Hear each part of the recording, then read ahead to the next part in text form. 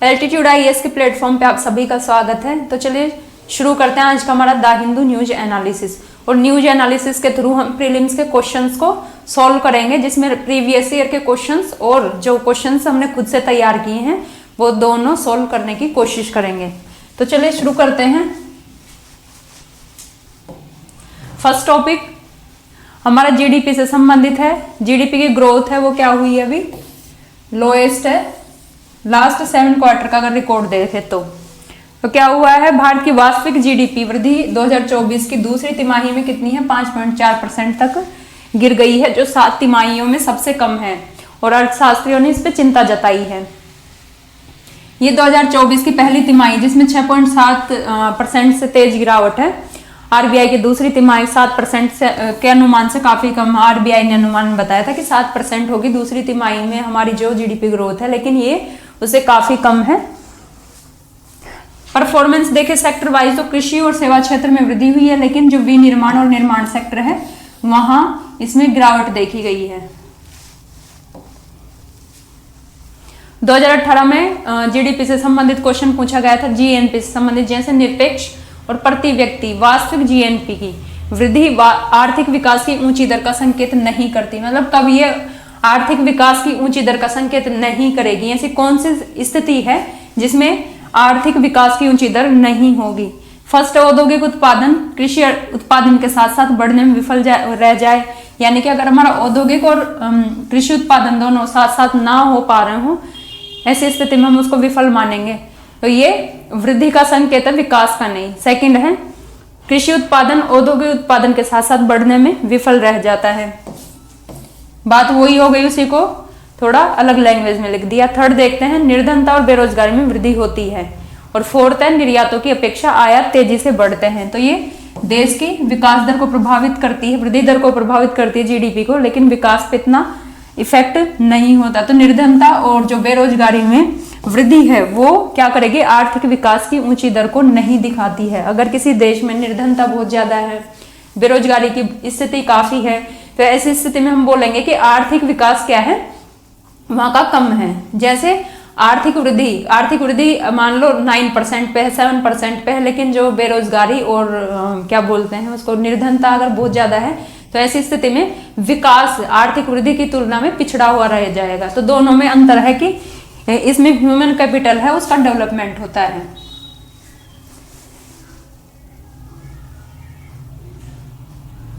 आर्थिक वृद्धि निरपेक्ष और प्रति व्यक्ति जीएनपी वृद्धि को संदर्भित करती है, लेकिन अगर हम विकास की बात करें तो विकास किसमें, जीवन स्तर में सुधार को, निर्धनता में कमी को, रोजगार और धन के समान वितरण में को शो करता है। आर्थिक वृद्धि और आर्थिक विकास में डिफरेंस अगर हम देखें तो उसके आधार पे आंसर हमारा बन जाएगा। तो आर्थिक विकास से किससे संबंधित है, जीवन की गुणवत्ता, निर्धनता में कमी, रोजगार और धन के समान वितरण से संबंधित है। अगर निर्धनता और बेरोजगारी बहुत ज्यादा है तो इसका मतलब आर्थिक विकास की स्थिति हमारे यहाँ खराब है। जैसे आर्थिक विकास के कारक देखें तो निर्धनता और बेरोजगारी में कमी होती है, आय और धन का समान वितरण होगा, और जो हमारी बुनियादी सुविधाएं हैं उनमें सुधार होता है, जैसे शिक्षा, स्वास्थ्य आदि। आर्थिक वृद्धि की सीमाएं, मतलब अर्थव्यवस्था में वृद्धि तो हो रही है, लेकिन उसके बावजूद कुछ सीमाएं हैं। जैसे जीएनपी में वृद्धि हमेशा ये नहीं दिखाती कि जीवन स्थितियों में भी सुधार हो भी सकता है, नहीं भी हो सकता। जीएनपी में वृद्धि के साथ ये समावेशी हो, ये भी जरूरी नहीं है। इसमें असमानता को ये कभी कभी बढ़ा भी सकती है। जैसे भारत के संदर्भ में देखें तो असमानता देखी जाती है हमारे यहाँ। समावेशी वृद्धि का ये सूचक नहीं होती। तो समावेशी वृद्धि को अगर हम बढ़ाना चाहते हैं तो आर्थिक विकास पे बल देना होगा। नेक्स्ट क्वेश्चन है, भारत में जीडीपी के संदर्भ में निम्न कथनों पर विचार करें। फर्स्ट स्टेटमेंट है, जीडीपी क्षेत्रीय स्तर पर उत्पादन गतिविधि पर केंद्रित है और इसमें कर और सब्सिडी शामिल नहीं होते। तो ये स्टेटमेंट हमारा सही है या गलत? तो स्टेटमेंट हमारा गलत हो जाएगा, क्योंकि ये राष्ट्रीय स्तर पर उत्पादन गतिविधियों को मापता है, इसमें टैक्स को शामिल करते हैं और सब्सिडी को घटा देते हैं। तो ये क्या हो जाएगा, गलत हो जाएगा। सेकंड है, भारतीय रिजर्व बैंक आरबीआई वर्तमान और स्थिर मूल्यों पर जो त्रैमासिक हर 3 महीने में जीडीपी के अनुमान जारी किए जाते हैं वो तैयार करता है। तो ये स्टेटमेंट भी हमारा क्या हो जाएगा, गलत। क्यों? क्योंकि आरबीआई के द्वारा ये जीडीपी से संबंधित पूर्वानुमान या जो डेटा है वो तैयार नहीं किया जाता। ये अपना अनुमान जताता है लेकिन खुद तैयार नहीं करता। कौन करता है? एनएसओ। तो ये भी हमारा गलत हो गया। थर्ड है, भारत में जीडीपी की गणना के लिए आधार वर्ष 2011-12 है। तो ये सही है कि हमारे यहाँ आधार वर्ष क्या रखा गया है? 2011-12 रखा गया है जीडीपी की गणना के लिए। तो आंसर क्या होगा? सी ऑप्शन, यानी केवल 3 हमारा सही है। जीडीपी उत्पादों पर कर शामिल करता है, सब्सिडी शामिल नहीं होती। सब्सिडी को घटा दिया जाता है और बाजार मूल्य की ताकि बाजार मूल्य की गणना हम निकाल सकें। बाजार में वास्तविक मूल्य क्या है, अगर उसमें हम टैक्स को जोड़ते हैं, सब्सिडी को निकाल देते हैं, तो उसमें ये निकलता है। ये केवल क्षेत्रीय स्तर पर उत्पादन पर केंद्रित नहीं है, बल्कि राष्ट्रीय जो उत्पादन है उसको दर्शाता है। अनुमान कौन निकालता है? तो ये है हमारी सीएसओ, केंद्रीय सांख्यिकी कार्यालय। और जीडीपी की गणना के लिए आधार वर्ष क्या है? 2011-12 है। और ये एमओएसपीआई के तहत जो सीएसओ एनएसएसओ को मिला के एनएसओ का गठन किया गया है, उसके माध्यम से निकाले जाते हैं। जीडीपी के बारे में देखें तो जीडीपी क्या है? एक विशिष्ट समय में, एक आमतौर पर देखें तो एक वर्ष में लिया जाता है। इसमें एक वर्ष में क्या करते हैं? देश की सीमाओं के भीतर उत्पादित सभी अंतिम वस्तु और सेवाओं के कुल मौद्रिक मूल्य का मापन है जीडीपी। यानी कि कोई देश है, उसकी सीमाओं के भीतर जितना भी उत्पादन हुआ है, चाहे वो वस्तु हो या सेवाएं हो, उन्हीं का मूल्य अगर निकाला जाता है तो उसको हम जीडीपी बोलते हैं। माप तो ये सभी क्षेत्रों के उत्पादन को शामिल करता है और इसमें कर और सब्सिडी भी हम इंक्लूड करते हैं। दोनों चीजों को इसमें देखा जाता है। महत्व क्या है? तो ये समग्र आर्थिक प्रदर्शन को दर्शाता है। अर्थव्यवस्था के जो आकार है उसकी तुलना में इसका यूज किया जाता है। जैसे भारत की, अमेरिका की या अन्य देशों के साथ हमको जीडीपी की तुलना करना है तो इसमें जीडीपी का यूज कर सकते हैं विभिन्न देशों की अर्थव्यवस्थाओं की तुलना करने के लिए। जीवीए की बात करें तो जैसे नाम से ही स्पष्ट होता है, वैल्यू एडेड, यानी ग्रोस वैल्यू एडेड। जीवीएम क्या होता है? जो उत्पादित वस्तु और सेवाएं हैं उनका मूल्य मापा जाता है और इसमें इनपुट को और कच्चे माल की लागत को घटाया जाता है। माप क्या है? इसका मापन क्षेत्रीय स्तर पर जो उत्पादन है उन गतिविधियों को इसके माध्यम से मापा जाता है। कर सब्सिडी इसमें शामिल नहीं होती। महत्व तो ये विशिष्ट क्षेत्रों का जो योगदान है उसको समझने में हेल्प करता है कि कौन से सेक्टर की क्या ग्रोथ है, कैसा प्रदर्शन कर रहा है। ये चीजें हम जीवीए के माध्यम से देख सकते हैं। सूत्र देखें तो जीडीपी अगर हमको निकालना है जीवीए के साथ, तो जीवीए में अगर हम टैक्स को जोड़ दें और सब्सिडी को माइनस कर दे तो हमारा निकल जाता है जीडीपी।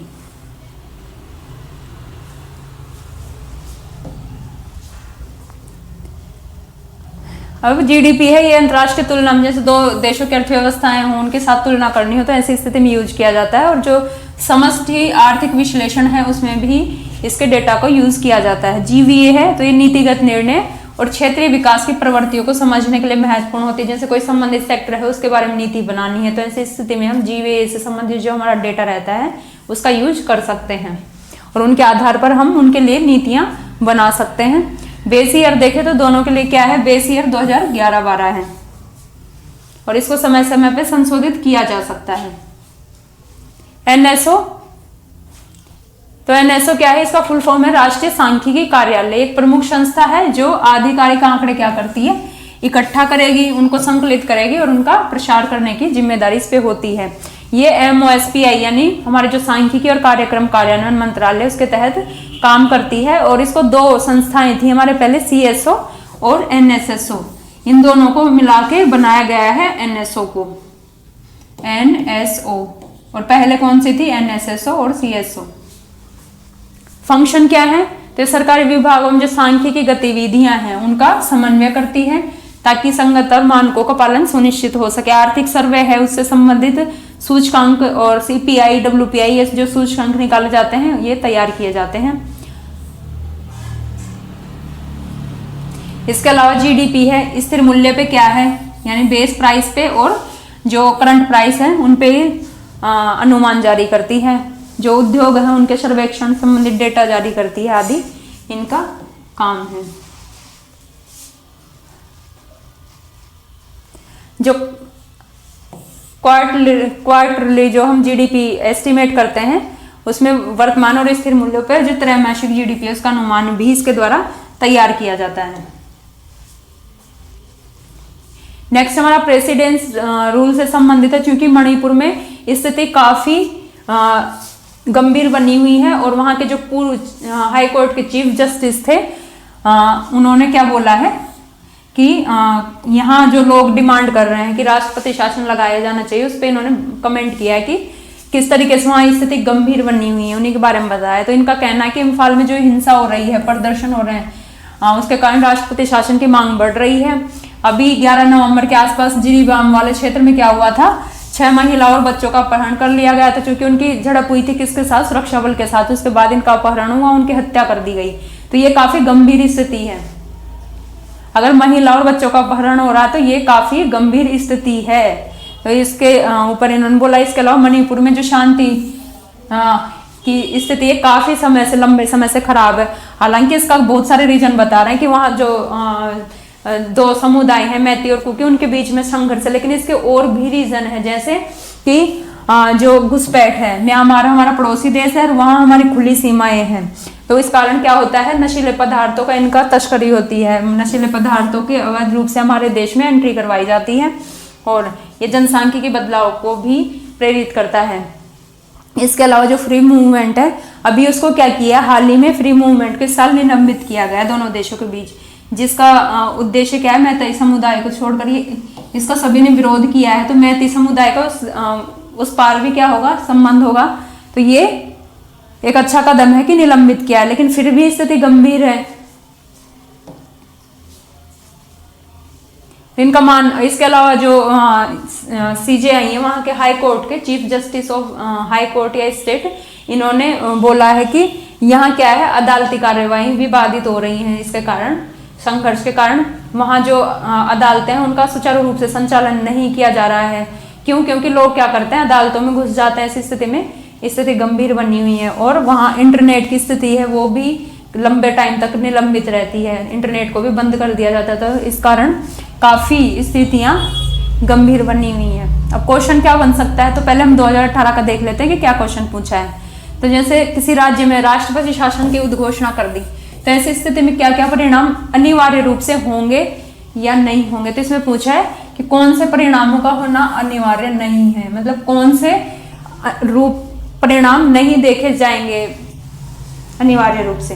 तो फर्स्ट है राज्य विधानसभा का विघटन, सेकंड है राज्य के मंत्रिपरिषद का हटाया जाना और थर्ड है स्थानीय निकायों का विघटन। तो अगर हम थर्ड को देखें तो स्थानीय निकायों का विघटन क्या है, इससे तो राष्ट्रपति शासन का कोई मतलब ही नहीं है, क्योंकि ये तो स्टेट गवर्नमेंट है। स्टेट जो हमारा इलेक्शन कमीशन रहता है, राज्य चुनाव आयोग, वो करवाता है और राष्ट्रपति शासन से इस पे कोई इफेक्ट नहीं पड़ता। तो ये क्या होगा, इस पे अनिवार्य रूप से इस पे परिणाम नहीं देखे जाएंगे। ऐसे ही जो विधानसभा है उसका विघटन यानी उसको डिसोल्यूशन कर दिया जाता है, लेकिन ये जरूरी नहीं है। राज्य विधानसभा का क्या कर सकते हैं, विघटन किया भी जा सकता है और नहीं भी किया जा सकता है, यानी भंग कर भी सकते हैं और नहीं भी कर सकते। दोनों में से क्या होगा, या तो भंग करेंगे या निलंबित करेंगे। तो निलंबित करने की संभावनाएं ज्यादा रहती है ना कि विघटन की। तो ये स्टेटमेंट भी क्या हो जाएगा, गलत हो जाएगा, गलत नहीं सही हो जाएगा कि यह अनिवार्य परिणाम नहीं होगा। लेकिन जो वहां की मंत्री परिषद होगी, यानी कि वर्तमान में जो वहां गवर्नमेंट है, उसको क्या कर दिया जाता है, हटा दिया जाता है राष्ट्रपति शासन के अंतर्गत। मंत्री परिषद का मतलब भी है कि गवर्नमेंट। तो ये सेकंड स्टेटमेंट अनिवार्य रूप से होगा। राष्ट्रपति शासन अगर किसी स्टेट में लगाया जाता है तो वहां की जो मंत्री परिषद है सबसे पहले उसको हटा दिया जाता है। तो ये हमारा होगा अनिवार्य रूप से। अगर इसको हटा दे तो आंसर क्या हो जाएगा, 1 और 3, यानी बी ऑप्शन हमारा सही हो जाएगा कि अगर राष्ट्रपति शासन की उद्घोषणा की जाती है तो राज्य विधानसभा का विघटन होना जरूरी नहीं है और स्थानीय निकायों का विघटन होना भी जरूरी नहीं है।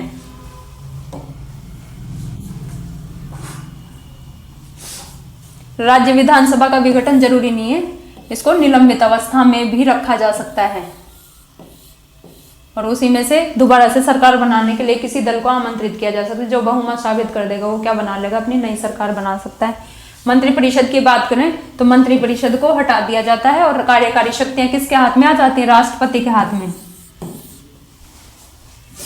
स्थानीय निकाय का विघटन इसका अनिवार्य परिणाम नहीं है।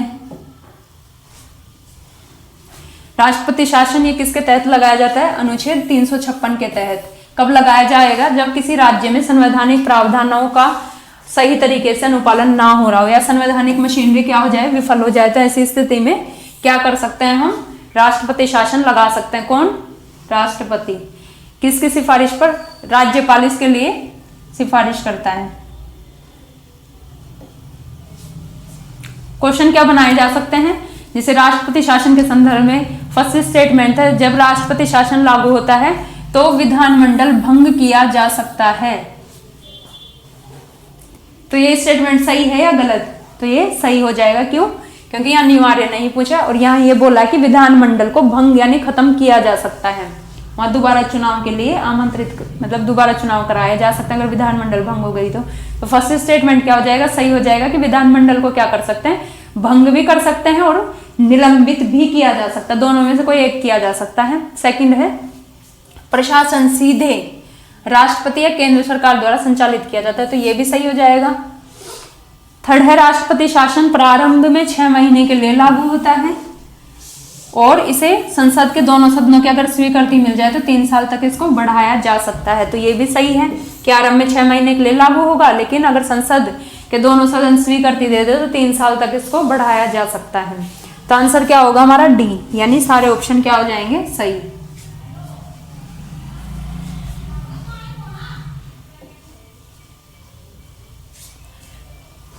राज्य में राष्ट्रपति शासन के बारे में देख लेते हैं। तो इसका उल्लेख संविधान की जो अनुच्छेद 356 उसके तहत प्रावधान किया गया है कि अगर किसी राज्य में संवैधानिक मशीनरी सही से काम नहीं कर रही है तो ऐसी स्थिति में क्या कर सकते हैं, राष्ट्रपति शासन लगाया जा सकता है।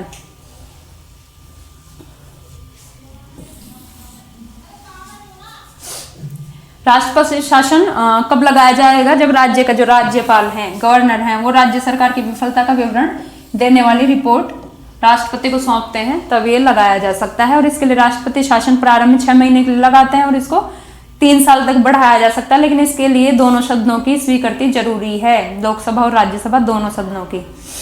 इम्पैक्ट क्या होता है? तो राष्ट्रपति शासन लागू होने से विधानमंडल या तो भंग हो जाएगी या फिर निलंबित हो जाती है। ऐसी स्थिति में जो प्रशासन है वो सीधे किसके हाथ में आ जाता है? राष्ट्रपति या केंद्रीय सरकार के हाथों में आ जाता है और इनके द्वारा इनका संचालन किया जाता है। विधानसभा अगर निलंबित कर दी जाती है तो कानून बनाने की शक्ति नहीं रहेगी, क्योंकि वहां गवर्नमेंट ही नहीं है, मंत्रिपरिषद खत्म कर दिया जाता है। तो ऐसी स्थिति में कानून बनाने की इनको शक्ति नहीं रहती और राज्य के जो सभी कार्यकारी अधिकार हैं वो केंद्र सरकार द्वारा उनको किया जाता है, संपन्न किया जाता है। अब इसका पार्लियामेंट से अप्रूवल लेना पड़ता है। राष्ट्रपति शासन अगर मान लो कहीं लगा दिया तो इसको 2 महीने के भीतर क्या करना होगा? 2 महीने के अंदर संसद के दोनों सदनों द्वारा इसको स्वीकृति मिलनी जरूरी है, नहीं तो ये क्या हो जाएगा? खत्म हो जाएगा। तो 2 महीने के भीतर संसद के दोनों सदनों द्वारा इसको स्वीकृति दी जानी चाहिए।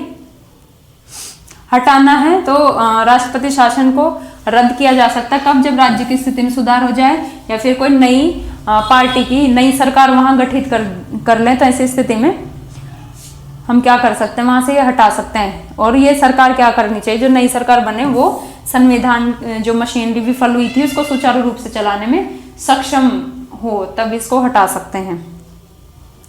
राष्ट्रपति शासन की आलोचना की जाती है कि जो राजनीतिक पार्टी सत्ता में रहती है वो क्या करती है, सेंटर में जिस दल की गवर्नमेंट रहती है वो विपक्षी पार्टियों को खत्म करने के लिए इसका दुरुपयोग करती है। तो इसका राजनीतिक दुरुपयोग और जो लोकतांत्रिक प्रक्रिया है उसको कमजोर करने के लिए यूज किया जाता रहा है। अब जैसे एग्जाम्पल में आप देख भी सकते हो कि मणिपुर में जो बीजेपी की कोalition वाली पार्टी है, तो ऐसी स्थिति में वहां इतनी गंभीर स्थिति चल रही है, उसके बावजूद वहां क्या नहीं किया गया, राष्ट्रपति शासन नहीं लगाया गया। लेकिन अगर कोई अदर स्टेट होता, जैसे उत्तराखंड में 2016-17 के आसपास जब अदर पार्टी की सरकार थी, कांग्रेस की थी, तो ऐसी स्थिति में लगाया गया। तो ये सब सिचुएशन ये क्या है, एक तरीके से राजनीतिक उद्देश्य से लगा रहे हैं, अपने जो सेल्फ पर्पज है उसके लिए राष्ट्रपति शासन का यूज करते हैं। जहां इसका वास्तव में यूज किया जाना चाहिए वहां यूज नहीं किया जाता। नेक्स्ट हमारा महाकुंभ मेले से संबंधित, चूंकि रेलवे ने कुछ ट्रेनें एक्स्ट्रा चलाने की बात की है और महाकुंभ मेला जनवरी-फरवरी में आयोजित किया जाएगा। क्वेश्चन क्या बन सकता है, कुंभ मेले का आयोजन किस नदी पे नहीं होता है? फर्स्ट है शिप्रा नदी, तो इस पे होता है उज्जैन में। सेकंड है गोदावरी नदी, इस पे होता है नासिक में। गंगा नदी, तो गंगा नदी पे भी होता है हरिद्वार में। और डी कावेरी नदी, तो कावेरी नदी पे नहीं होता इसका आयोजन। तो आंसर क्या होगा? डी हमारा आंसर हो जाएगा। तो कुंभ मेला भारत के 4 स्थानों पे विशिष्ट नदियों के संगम पे आयोजित किया जाता है। अगर हम देखें तो फर्स्ट है इलाहाबाद या प्रयागराज, जिसको प्रयागराज बोला जाने लगा है। यहाँ गंगा, यमुना और जो सरस्वती नदी है इनका संगम होता है, जहाँ कुंभ मेला लगाया जाता है। हरिद्वार की बात करें तो हरिद्वार में गंगा नदी के तट पर लगाया जाता है। ऐसे ही मध्य प्रदेश के उज्जैन में शिप्रा नदी पे लगाया जाता है और महाराष्ट्र के नासिक में गोदावरी नदी के तट पर इसका आयोजन होता है। अब कावेरी नदी है, इसके बारे में देख लेते हैं। कावेरी नदी कुंभ मेले से संबंधित नहीं है। ये कहाँ है? तमिलनाडु और कर्नाटक से होते हुए तमिलनाडु क्षेत्र में प्रवेश करती है और यहाँ कुंभ मेले से संबंधित आयोजन नहीं किए जाते। कुंभ मेला ये हिंदू पौराणिक कथाओं पर आधारित है और समुद्र मंथन के दौरान जो अमृत की बूंद गिरी थी उसी के आधार पर इसका आयोजन किया जाता है उन्हीं क्षेत्रों में। तो धार्मिक प्रासंगिकता क्या है? ये आध्यात्मिक शुद्धिकरण और पवित्र नदियों पर जो आस्था है उसके संगम का प्रतीक होता है। कुंभ मेला, तो इसका बेसिक देख लेते हैं। ये एक महत्वपूर्ण पर्व है हिंदुओं का और इसमें करोड़ों श्रद्धालु क्या करते हैं? जो ये स्थान है 4 प्रयागराज, हरिद्वार, उज्जैन और नासिक में इकट्ठा होते हैं और यहाँ जो नदी है वहाँ स्नान करते हैं। ये 4 पवित्र नदियों और 4 जो तीर्थ स्थान है वहाँ स्थित, वहाँ आयोजित किया जाता है। जैसे उज्जैन में शिप्रा नदी पे, हरिद्वार में गंगा नदी पे, नासिक में गोदावरी पे और प्रयागराज में गंगा, यमुना और सरस्वती के संगम पे। यह हर प्रत्येक स्थान पे हर 12 वर्ष में आयोजित किया जाता है। प्रयाग में 2 कुंभ पर्वों के बीच जो 12-12 वर्षों के बीच में लगाए जाते हैं, उनके बीच 6 वर्ष के अंतराल में क्या किया जाता है? एक अर्ध कुंभ का आयोजन भी किया जाता है, यानी ये 6वें वर्ष किया जाता है। जैसे वैसे कि कितने में होगा? 12 वर्ष में, लेकिन उसके बीच में एक और मेला आयोजित किया जाता है जिसको अर्ध कुंभ बोलते हैं। और एक होता है महान कुंभ मेला जो 144 सालों में आयोजित किया जाता है और इसको अभी हाल ही में अगर देखें तो 2001 में आयोजित किया गया था। अब इसके लिए काफी सारी कथाएं देखी जाती हैं, जैसे एक समुद्र मंथन की हमने देखी। इसके अलावा यह भी बोला जाता है कि जो बृहस्पति ग्रह है वो मृगशिरा नक्षत्र में क्या करता है? गोचर करता है और उसे कुंभ काल कहा जाता है। जब बृहस्पति मृगशिरा नक्षत्र में प्रवेश करता है तो उसको कुंभ काल कहते हैं। और कुंभ काल के स्वागत और पूजा के लिए इस मेले का क्या करते हैं? हम आयोजन करते हैं। इसी के नाम पे इसको कुंभ मेला भी कहते हैं। और हर 12 साल में ये मृगशिरा नक्षत्र में गोचर करता है। और ये भी मान्यता है कि इस दिन जो हमारे जितने भी जीवित प्राणी, मनुष्य और भगवान हैं वो कुंभ काल में क्या करते हैं? वैकुंठ से पृथ्वी पे आते हैं। नेक्स्ट हमारा डिजिटल अरेस्ट से संबंधित है। डिजिटल अरेस्ट की स्कैम अभी काफी बड़ा हुआ है और इसके कारण लगभग हमारे जो अफेक्टेड हुए इंडियंस वो 92,000 इंडियंस अफेक्टेड हुए हैं इस पर ईयर। और इसमें मेनली क्या करते हैं? वीडियो कॉल या जो ईमेल आदि के माध्यम से लोगों से संपर्क करते हैं और खुद को किसी संस्था का जो गवर्नमेंट ऑर्गेनाइजेशन रहती है उसके कर्मचारी या उसके ऑफिसर बता के और ठगी करने की कोशिश करते हैं। इसी के बारे में बताया। इसके लिए क्या क्या हमारे यहाँ कानून है, ये सारी चीजें से बात की गई है। तो क्वेश्चन क्या बन सकता है? जो साइबर अपराधी स्कैम है उसी के बारे में। जैसे डिजिटल गिरफ्तारी क्या है? डिजिटल गिरफ्तारी स्कैम के बारे में पूछा जा सकता है। फर्स्ट स्टेटमेंट है कानून प्रवर्तन द्वारा अपराधियों को पकड़ने के लिए डिजिटल उपकरणों का प्रयोग, यानी जो हमारी लॉ इन्फोर्समेंट एजेंसीज हैं वो अगर अपराधियों को पकड़ती हैं और उसके लिए डिजिटल जो गैजेट्स हैं वो यूज करती है तो इसको हम क्या बोलते हैं? डिजिटल गिरफ्तारी। लेकिन ये क्या हो जाएगा? गलत हो जाएगा। कानून प्रवर्तन एजेंसीज में नहीं होती। सेकंड एक साइबर अपराध जिसमें घोटालेबाज कानून प्रवर्तन अधिकारियों का रूप धारण कर पीड़ितों पर गंभीर अपराधों का आरोप लगाते हैं। मतलब उन्होंने क्या किया? प्रवर्तन अधिकारी उनके रूप में अपने आप को छद्म रूप से अपना वेश धारण किया और उनके सामने अपने आप को बताया कि हम देखो इस ऑर्गेनाइजेशन से संबंधित हैं और तुम्हारे ऊपर ये आरोप है। उनको ये बोलते हैं। थर्ड है हैकिंग और फिशिंग जैसे डिजिटल अपराधों के लिए की गई गिरफ्तारी। तो ये गलत हो जाएगा, डी है पुलिस विभागों द्वारा की गई सभी गिरफ्तारियों का डिजिटल रिकॉर्ड, तो इसका कोई मतलब ही नहीं है, तो आंसर क्या होगा बी। जो प्रवर्तन अधिकारियों छद्म रूप धारण, प्रवर्तन अधिकारी के रूप में छद्म रूप धारण करके और ये क्या करते हैं, लोगों के से ठगी करते हैं, तो आंसर क्या हो जाएगा, बी हो जाएगा।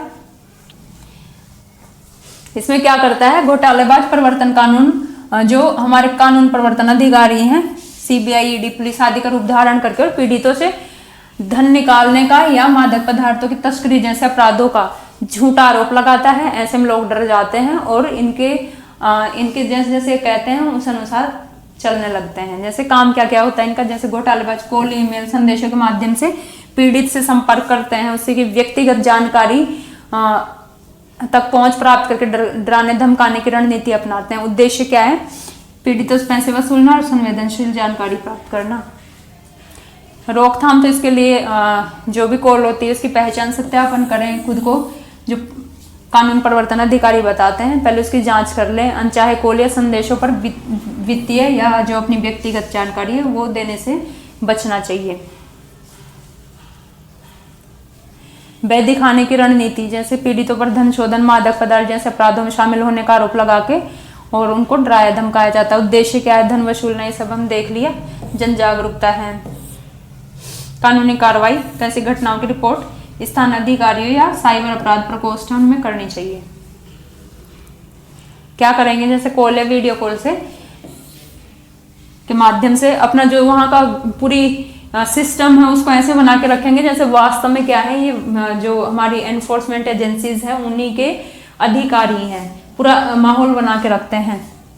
और फिर क्या करते हैं, लोगों से जानकारी इकट्ठा करते हैं, उनको परेशान करते हैं, इसमें उनको भय दिखाकर और गिरफ्तारी की धमकी देकर मनोवैज्ञानिक दबाव डालकर उनका मिसयूज किया जाता है। लॉज देखें, इसके लिए निपटने के लिए तो हमारा जो सूचना प्रौद्योगिकी IT एक्ट है 2000 का, उसमें धारा 66D है, जो छद्म नाम से अगर धोखाधड़ी करते हैं कंप्यूटर साधनों द्वारा तो ऐसे लोगों पे दंड का प्रावधान करती है और कारावास सहित दंड दिया जा सकता है अगर कोई पकड़ा जाता है इस तरीके की कार्रवाई में। तो इसके अलावा राष्ट्रीय साइबर अपराध रिपोर्टिंग पोर्टल भी है जिसमें हम क्या कर सकते हैं, पीड़ित क्या कर सकते हैं, घटनाओं की रिपोर्ट कर सकते हैं या हेल्पलाइन नंबर 1930 इस पे कॉल भी कर सकते हैं।